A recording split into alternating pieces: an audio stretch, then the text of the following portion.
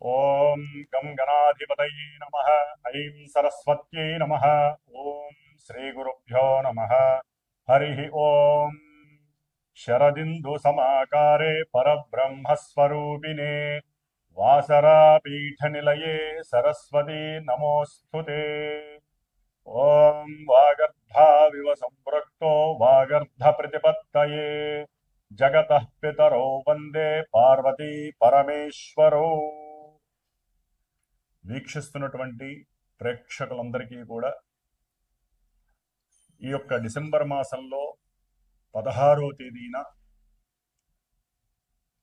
రవి తన యొక్క రాశిని మార్చుకుంటూ వృశ్చిక రాశిలోంచి ధనస్సు రాశిలోకి సంక్రమించేటటువంటి సమయము పుష్యమాసముగా మనము చాలా విశేషమైనటువంటి పండగగా భావిస్తాము. ముఖ్యంగా వైష్ణవ సాంప్రదాయంలో అటు వెంకటేశ్వర స్వామి వారికి, సీతారామచంద్రమూర్తికి, అలాగే కృష్ణుడికి, హనుమంతుల వారికి చాలా విశేషమైనటువంటి పండగగా చేసేటటువంటి మాసము ఈ యొక్క పుష్యమాసము.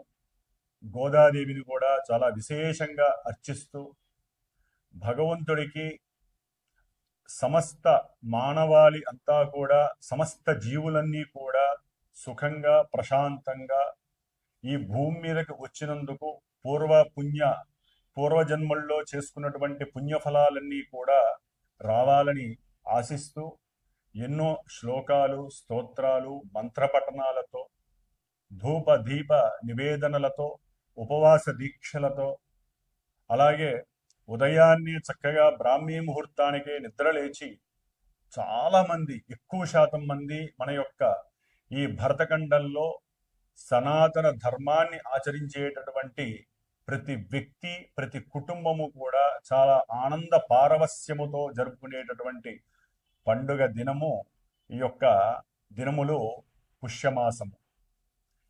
ఈ యొక్క సమయంలోనే డిసెంబర్ 16వ తేదీ నుండి జనవరి 13వ తేదీ వరకు కూడా సమస్త జీవరాశుల్ని పరిపాలించేటటువంటి జీవాన్ని, శక్తిని, ఆత్మ చైతన్యాన్ని, మానసిక చిత్త చాంచల్యాన్ని దూరం చేసి తన యొక్క శక్తివంతమైనటువంటి కాంతి పుంజముల చేత చక్కగా అందరి యొక్క ఆత్మ నిగ్రహ శక్తులని, ఆత్మలని ఆ యొక్క స్వామివారు పరిపాలిస్తూ దివ్య తేజస్సుని కలిగించే విధంగా ఉండేటటువంటి మాసము ఈ యొక్క ధనుర్మాసము అంటారు. సూర్యుడు ధనస్సు సంక్రమణం ఈ నెల డిసెంబర్ 16వ తేదీన మూలా నక్షత్రంలో ఆయన సంచరిస్తాడు. దాదాపుగా ఒక 13 రోజులు. ఆ తదుపరి అంటే 29, 30వ తేదీ వరకు కూడా మూలా నక్షత్రంలో పరిపాలిస్తాడు. మరి ఈ నక్షత్రాధిపతి కేతువు సింహరాశిలో చక్కగా తన యొక్క స్వక్షేత్రంలో, అంటే రవి యొక్క స్వక్షేత్రంలో ఉండి పరిపూర్ణమైనటువంటి పుణ్య ఫలాలన్నీ కూడా ప్రసాదించేటటువంటి సమయంగా మనం చెప్పుకోవచ్చు. అలాగే తదుపరి రవి తర్వాత 13 రోజులు కూడా పూర్వాషాఢ నక్షత్రంలో తన యొక్క సంచారాన్ని కావిస్తూ ధనాన్ని, సంతానాన్ని, అట్లాగే వివాహాలని, ఇలాంటి యోగాలని, విశేషమైనటువంటి పూజా పుణ్య ఫలాలని పరిపక్వత కలిగింపచేసి ఆత్మ చైతన్య శుద్ధిని, శక్తిని ప్రసాదించేవాడు ఈ సూర్య భగవానుడు. తదుపరి 9వ తారీఖు తర్వాత తన యొక్క సొంత నక్షత్రమైనటువంటి ఉత్తరాషాఢ నక్షత్రంలో సంచరిస్తూ మానవాళందరికీ కూడా ఎంతో శుభాన్ని చేకూర్చేటటువంటి మాసం ఇది. అయితే ఇదే రాశిలో దాదాపుగా కుజుడు కూడా ఇంతకు కొన్ని రోజుల ముందే ధనస్సు రాశిలో తన యొక్క సంచారాన్ని ప్రారంభం చేశాడు. అంటే రవి, కుజులు ఇద్దరు అగ్ని తత్వాన్ని ప్రసాదించేటటువంటి చాలా హార్ష్బుళ్ళు, కోపోద్రిక్తమైనటువంటి, ఆవేశపూరితమైనటువంటి, ఉష్ణవంతమైనటువంటి గ్రహాలు.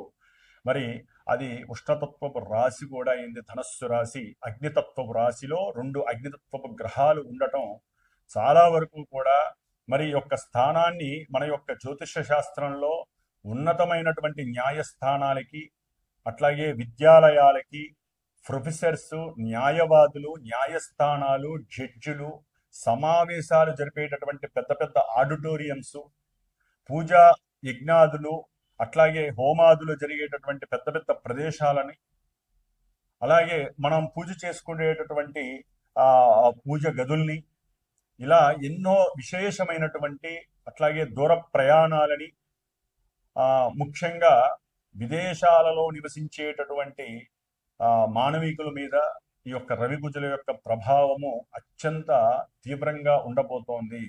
ముఖ్యంగా రాజకీయ నాయకులు, మిలిటరీ, పోలీస్ ఉన్నతాధికారులు, డాక్టర్లు, ఎవరైతే వైద్య శాస్త్రంలో మెదడుకి సంబంధించినటువంటి డాక్టర్లు, అంటే మైండ్కి, నర్వస్కి సంబంధించినటువంటి, అట్లాగే శస్త్రచికిత్సలు ఎవరైతే సర్జన్స్ ఉంటారో వారికి సంబంధించి, ఆయుర్వేదంలో కూడా నూతన విప్లవము, ఆయుర్వేదానికి సంబంధించిన మందులు అవసరమయ్యేటటువంటి రోజులు మరి ఈ యొక్క నెల రోజులు కూడా అలాంటి పరిస్థితి రాబోతోంది.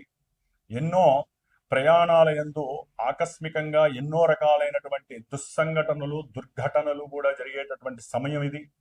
ఎన్నో ప్రమాదాలు, ఆయుర్గండాలు, అట్లాగే తీవ్రమైనటువంటి తలనొప్పులు, కీళ్లవాతాలు, నడున్నొప్పులు, అట్లాగే మూర్ఛపు వ్యాధులు, మరి శిరో సంబంధితమైనటువంటి ఎన్నో దోషాలు, సయాటిగా నొప్పులు కానివ్వండి, ఇలాంటివి అనారోగ్యాలు, అట్లాగే ఉష్ణతత్వపు గ్రహం కాబట్టి తీవ్రమైనటువంటి అలసట, కళ్ళు తిరగటము, అట్లాగే ఈ మర్మగర్భితమైనటువంటి మర్మాంగ అవయవాలకు సంబంధించినటువంటి కొన్ని అనారోగ్య దోషాలు కావచ్చు, ద్వితీయ వివాహాల పరంగా కొన్ని సంఘటనలు మరి ఇబ్బంది కలగచ్చు, రాజకీయ నాయకులకి కొన్ని మృత్యు సంకటాలుగా కూడా చెప్పుకోవచ్చు. అంటే మృత్యు సంకటము అంటే ఎన్నో రకాలైన ఇబ్బందులు అని చెప్పుకోవాలి. మృత్యు అనగానే మరణం ఒకటే కాదు, దానికి పరిపాటిగా వారికి ఊపిరాడనివ్వనటువంటి పరిస్థితులు ఎన్నో కలుగుతూ ఉంటాయి. ముఖ్యంగా అగ్ని సంబంధితమైనటువంటి విషయాలు, రవి కుజులు ఇద్దరూ కూడా మరి మిలిటరీ వ్యవస్థని జాగ్రత్తగా ఉంచుకోవాల్సినటువంటి పరిస్థితి. అట్లాగే బుధుడు, శుక్రుడు కూడా ఈ నెల డిసెంబర్ 20 తర్వాత శుక్రుడు మరి ఆయన వీళ్ళిద్దరితో కలుస్తున్నాడు. బుధుడు ఈ డిసెంబర్ 29వ తేదీన ఈ ముగ్గురుతో కలుస్తున్నాడు. దాదాపుగా ఈ డిసెంబర్ 16 నుంచి 30 లోపల రవి, కుజ, బుధ, శుక్ర 4 గ్రహాలు ఈ యొక్క ధనుస్సు రాశిలో ఉండి ఇటు ఎన్నో రకాలైనటువంటి వార్తాపత్రికలు, అట్లాగే టెలివిజన్ సంస్థలకి సంబంధించి, అంటే ఫోటోగ్రఫీకి సంబంధించి, శిల్ప కళాకారులకి, న్యాయవాదులకి, ప్రొఫెసర్స్కి, ఉన్నత విద్యాలయాలకి సంబంధించి, వైద్యులు, శస్త్రచికిత్సలు చేసేటటువంటి వైద్యులకి సంబంధించి, ముఖ్యంగా డబ్బులు అంటే ధనానికి సంబంధించిన ఫైనాన్స్ బిజినెస్ ఏవైతే ఉన్నాయో అవి కావచ్చు, ఆర్బీఐ కావచ్చు, ఎన్నో విప్లవాత్మకమైనటువంటి మార్పులు, ఎన్నో తట్టుకోలేనటువంటి ఎన్నో చర్యలు చేపట్టేటటువంటి పరిస్థితులు ఎదురవుతున్నాయి. దాదాపుగా చతుర్గ్రహ కూటమి అంటారు దీన్ని.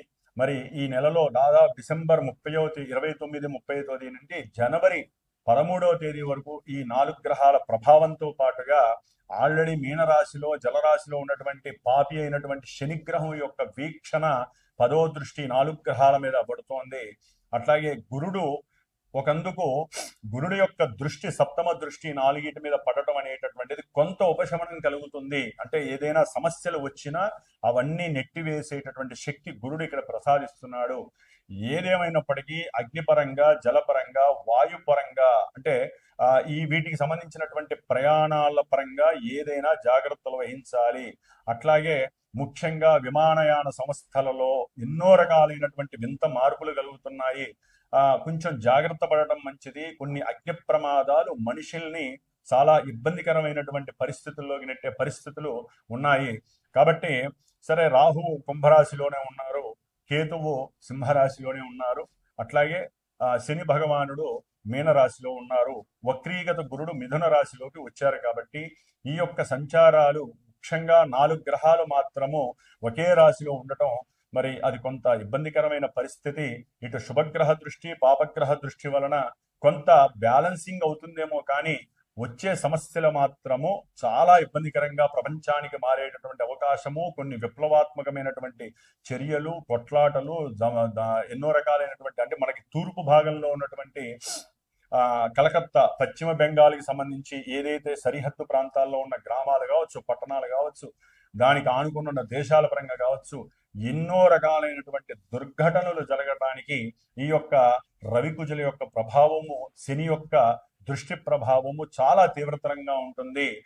అట్లాగే ఈశాన్య భాగంలో ఉన్నటువంటి చైనా కావచ్చు, ఇంకా దానికి సంబంధించిన కొన్ని దేశాలు కావచ్చు, ఎన్నో ఇబ్బందులు, జల ప్రళయాలు, ప్రమాద గండాలు, విస్ఫోటనాలు జరిగే అవకాశాలు ఉన్నాయి. కాబట్టి మనందరము కూడా ఈ యొక్క నెల రోజులు ఈ యొక్క చాతుర్గ్రహ కూటమి వలన కలిగేటటువంటి ప్రమాదాల నుంచి ప్రపంచమంతా బాగుండాలని కోరుకుంటూ, సమస్త జీవరాశులు చక్కగా ఆయుష్తో దీర్ఘాయుష్తో ఉండేటట్టుగా ఉండాలని మరి ఆ శ్రీమన్నారాయణమూర్తిని వేడుకుంటూ ప్రతినిత్యము కూడా విష్ణు సహస్రనామ పారాయణము, హనుమాన్ చాలీస, అట్లాగే సుబ్రహ్మణ్య అష్టకాన్ని గనక చదివితే ఈ దోషాలు ముఖ్యంగా అందరూ కూడా ఆదిత్య హృదయాన్ని చదవండి. దాని వలన ఎవరి ఆరోగ్యము వారు, అట్లాగే మన రాజకీయ నాయకులు బాగుంటారు. ప్రపంచవ్యాప్తంగా ఉండేటటువంటి ఎన్నో ప్రమాదాల నుంచి మనం చదివేటటువంటి ఈ యొక్క స్తోత్రాలు, మంత్రాలు ఆ వైబ్రేషన్స్ ద్వారా పంచభూతాలని అరికట్టి వాటిల్లో వచ్చేటటువంటి ఆగ్రహంతో కూడినటువంటి ఎన్నో చర్యల నుంచి, ప్రకృతి విలయ తాండవాల నుంచి మనల్ని మనం కాపాడుకోవడానికి ప్రతి ఒక్కరూ స్వార్థరహితంగా నేను చెప్పినటువంటి ఇవన్నీ చేయటం ద్వారా, నిత్యము ఒక అరగంట కేటాయించడం ద్వారా మనకు వచ్చేటటువంటి ఈ దోషాలన్నీ కూడా అలా పక్కకు వెళ్ళిపోతాయి. కాబట్టి మరి ఈ డిసెంబర్ 16 నుంచి జనవరి 14 వరకు, 13 వరకు, 14 సంక్రాంతి అవుతోంది. కాబట్టి ఈ లోపల ఈ ధనుసు సంక్రమణంలో ఈ గ్రహాలు ఇలా ఉండటం ద్వారా మిగతా 9 గ్రహాలు, అంటే అన్ని 9 గ్రహాలు ఎక్కడెక్కడ ఉన్నాయి, ఏ రాశుల వారికి ఏ విధమైనటువంటి ఇబ్బందుల్ని అట్లాగే శుభాలని కలుగు చేస్తాయో ఉన్నంతలో మనం చక్కగా తెలుసుకుందాం. కర్కాటక రాశి వారికి ఈ డిసెంబర్ 16 నుంచి కూడా జనవరి 13వ తేదీ వరకు కూడా గోచార గ్రహస్థితులను కనుక గమనించినట్లయితే మరి వీరికి 12లో ఉన్నటువంటి గురుడు కాస్త ఇబ్బంది పెట్టేటటువంటి గ్రహంగా మనం భావించాలి. అంటే శుభకార్యాల పరంగా కావచ్చు, ప్రయాణాల పరంగా కావచ్చు, బంధువులకి అప్పులు ఇవ్వడం ద్వారా కావచ్చు, వారు చేసేటటువంటి ఉద్యోగాదుల ద్వారా కావచ్చు, దూర ప్రయాణాలు ఇచ్చా కావచ్చు, ఏదైనా తీర్థయాత్రల ద్వారా కావచ్చు, లేకపోతే తండ్రి యొక్క అనారోగ్య రీత్యా కావచ్చు, ఇట్లా మల్టిపుల్గా వీరికి ధనము ఖర్చు పెట్టే యోగము కలుగుతోంది కర్కాటక రాశి వారికి. ఎందుకంటే గురువు 12లో వక్రించి ఉండటం ద్వారా కాస్త ఖర్చు అధికంగా ఉంటుంది. అది దైవపరంగా అయినా కావచ్చు, ఉన్నంతలో సాధ్యమైనంత వరకు శుభపరంగానే ఉండొచ్చు. అట్లాగే చేసే వృత్తి ఉద్యోగాదుల్లో కొంత ఫ్లక్చువేషన్స్ జరుగుతాయి. అసలు ఉద్యోగం ఉంటుందా ఊడుతుందా అనేటటువంటి భయము మిమ్మల్ని చాలా వరకు ఉద్యోగం చేస్తూనే ఉంటారు కానీ కాన్సన్ట్రేషన్ ఉండదు. లేకపోతే ఉద్యోగం చేసే వాళ్ళకి ఇంకొంతమందికి ఉద్యోగంలో నన్ను ఇంకెక్కడికైనా దగ్గరలో నాకు ఇష్టం లేని చోట నన్ను ప్రమోట్ చేస్తారేమో, ఇలాంటి భయం కూడా. అంటే ఒక రకంగా కర్కాటక రాశి వారికి అష్టమంలో ఉన్నటువంటి రాహుగ్రహ స్వక్షేత్ర స్థితి అనేటటువంటిది శని రాశిలో ఉండి భయం అంటే ఎట్లా ఉంటుందో కల్లారా చూపిస్తూ ఉంటాడు ఈ రాహు మహానుభావుడు. రాహు ఆల్రెడీ బీన్ చేశాడు, ఆయన 10 రోజులు అయిపోయాడు. దానికి తోడు మిగతా గ్రహాల యొక్క చర్యలు, వారు పరిభ్రమించేటటువంటి స్థితిగతులను బట్టి. కాబట్టి విద్యార్థులకి కాస్త విద్యా భంగాలు, చదువు మీద ఆసక్తి తగ్గటము, అవసరం లేనటువంటి కొన్ని ప్రేమ కలాపాలు, ప్రేమ వ్యవహారాల పట్ల ఆసక్తి కలగటము. ఒక రకంగా చెప్పాలంటే మనకున్న అరిషట్ వర్గాలలో కామ క్రోధం అంటారు. ఆ కామానికి సంబంధించినటువంటి పిచ్చి వేషాలు, పిచ్చి ఆలోచనలు కొంతమందికి చదువుకునే విద్యార్థులకి కలగడం ద్వారా వీరు తమ యొక్క విద్యని, కొంతమంది ఉద్యోగస్తులు కూడా తమ చేసే ఉద్యోగాదుల్లో కొన్ని ఇలాంటి కార్యకలాపాల వలన కర్కాటక రాశి వారికి జైళ్ళల్లో పెట్టే పరిస్థితులు కూడా వస్తాయి. లేకపోతే వారు అయిన వాళ్ళల్లో కొన్ని పరాభవాలు, అవమానాలు ఎదుర్కోవాల్సి వస్తుంది. లేకపోతే జైళ్ళల్లోంచి, లేకపోతే పోలీసు స్టేషన్లోకి వెళ్ళి కొంత వీరికి ఉన్నటువంటి డబ్బుని, లేకపోతే అంటే అంతటి పరిస్థితి కూడా కొంతమంది కర్కాటక రాశి వారికి వస్తుంది. గ్రహస్థితి బాలేదు కాబట్టి చెప్తున్నానండి. అంటే ఇక్కడ ఎందుకు చెప్తున్నా అంటే విద్యార్థులకు ముఖ్యంగా విద్య యందు శుక్రుడి యొక్క పరిస్థితి ఈ నెలాఖరు డిసెంబర్ 20 తర్వాత కొంత ఆగమ్య గోచరంగా మారబోతోంది కర్కాటక రాశి వారికి. తన పరంగా లేకపోతే ముఖ్యంగా ఈ వాహనాల పరంగా చదువుకునే విద్యార్థులకి కొన్ని ప్రమాదాలు జరిగే అవకాశం కూడా ఉంటుంది. ఇవన్నీ కూడా ఒకటి మనం నెగిటివ్ చర్చించుకోవట్లేదు, ఇలా జరుగుతాయి కాబట్టి మనం జాగ్రత్త పడాలి అనేటటువంటి ఉద్దేశమే గురువుకి సంబంధించింది, గుర్తుపెట్టుకోండి. ఎందుకంటే కర్కాటక రాశి వారికి ద్వితీయంలో ఉన్నటువంటి కేతువు సంతానపరమైనటువంటి ధన నష్టాన్ని కలుగజేస్తాడు. కళాత్మకంగా కొంతమందికి కళల యందు ప్రీతి ఉంటుంది. దాని పరంగా కూడా ఒక రకంగా చెప్పాలంటే రవి బలం బాగుంది కాబట్టి రవి కుజుల యొక్క బలము కర్కాటక రాశి వారికి చాలా బాగుంది ఈ యొక్క జనవరి 13 వరకు. కాబట్టి వీరికి సాహసోపేతమైనటువంటి లేకపోతే చేసే ఉద్యోగాల యందు కొత్త ఉద్యోగాలు ఎత్తుక్కునే ప్రయత్నంలో కూడా వీరి యొక్క సాహసం అనిర్వచనీయం. అసలు ఎలా అంటే అలా ముందుకు తీసుకెళ్తూ ఉంటారు. అవసరమైతే దానికోసం ఒక 10 రూపాయలు ఖర్చు పెడతారు, తర్వాత 200 రూపాయలు సంపాదిస్తారు. అంతటి ఉద్యోగంలో ఎదుగుదల ఉంటుంది వీళ్ళకి. ముఖ్యంగా రవికుజుల యొక్క బలం వలన గవర్నమెంట్ సత్కారాలు లభిస్తాయి. వీరికి ఉన్నటువంటి ఆలోచనలు సదాలోచనలు కావచ్చు, వీరికి ఉన్నటువంటి దైవభక్తి కావచ్చు, పూర్వపుణ్య ఫలం కాబట్టి ఉద్యోగ రీత్యా వ్యాపార రీత్యా ఉద్యోగం ద్వారా కావచ్చు, ఉద్యోగంలో వీరు చేసే క్రియేషన్స్ ద్వారా కావచ్చు, కొంతవరకు వీరికి ఉన్న తెలివితేటలు, ఏకాగ్రత, సృజనాత్మక శక్తి, వీరికంటూ కష్టపడే స్వభావము, లోపల కొన్ని కపటంగా దాచుకొని తర్వాత సమయానికి బయట పెట్టడం ద్వారా కూడా వీరు ఎదగడానికి అవకాశం ఉంది ఈ నెలలో వృత్తి ఉద్యోగాల రీత్యా. కాబట్టి రవి పూజలు బాగున్నారు కాబట్టి మిలిటరీ వ్యవస్థలో కానీ లేకపోతే డాక్టర్లకు కానీ లేకపోతే వైద్య రంగంలో కొంతమందికి ముఖ్యంగా వైద్య రంగంలో ఈ శస్త్రచికిత్స సర్జన్స్ కావచ్చు, వృత్తిలో బాగా డెవలప్మెంట్ ఉంటుంది. దూర ప్రాంతాలకు వెళ్ళే అవకాశాలు కూడా లభిస్తోంది ప్రయాణాలు చేసేటటువంటి పరిస్థితి.